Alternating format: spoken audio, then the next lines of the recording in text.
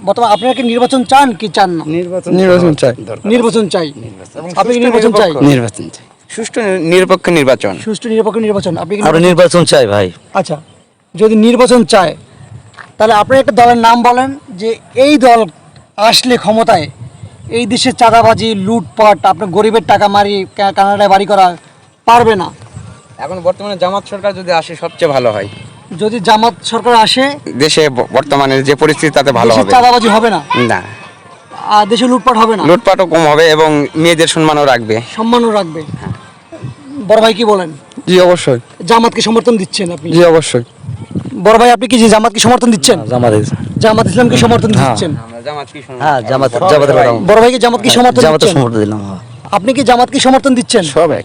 আচ্ছা, তার মানে এইটা হচ্ছে যে আপনার দেশে যদি জামাত ইসলাম ক্ষমতায় আসে তাহলে এই দেশে দুর্নীতি এবং কি চাঁদাবাজি হবে না? কিছুটা হলেও কম না হওয়ার সম্ভাবনা আছে। আমাদের আশা। মানে 95% হবে না আর কি। জি, জামাত সরকার যদি কার- ক্ষমতায় আসে তাহলে এতটা অবশ্যই হবে না। দেশে শান্তিপূর্ণ একটা আসবে। জামাত সরকার যদি আসে, আবার বলেন, জামাত সরকার যদি দেশে ক্ষমতায় আসে তো অবশ্যই শান্তিপূর্ণ একটা মানে পরিচালনা করবে। পরিচালনা করবে, হ্যাঁ, লুটপাট লুটপাট এবং যে গরিবের যে হক যেটা সেটা মারবে মারবে না। এটা আশা আছে। আশা আছে। এবং মহিলাদের কর্মজীবীও থাকবে, তবে একটা দিক কি মহিলারা একটা নিরপেক্ষ ভাবে সম্মান পাবে। সম্মান পাবে। হ্যাঁ।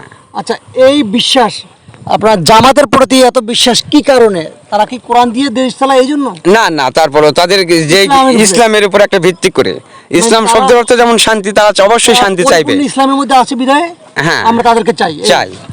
আপনারা জামাত কি চাচ্ছেন? জি। মানে জামাত যদি ক্ষমতায় আসে তাহলে এই দেশে মানে আপনার গরিবের হক কেউ চাঁদা না না দুর্নীতি করে কেউ কানাডায় বাড়ি করতে পারবে না। না না। এটা আশা আছে। আপনি কি এ কথা কি ঠিক আছে? না ঠিক আছে কারেক্ট।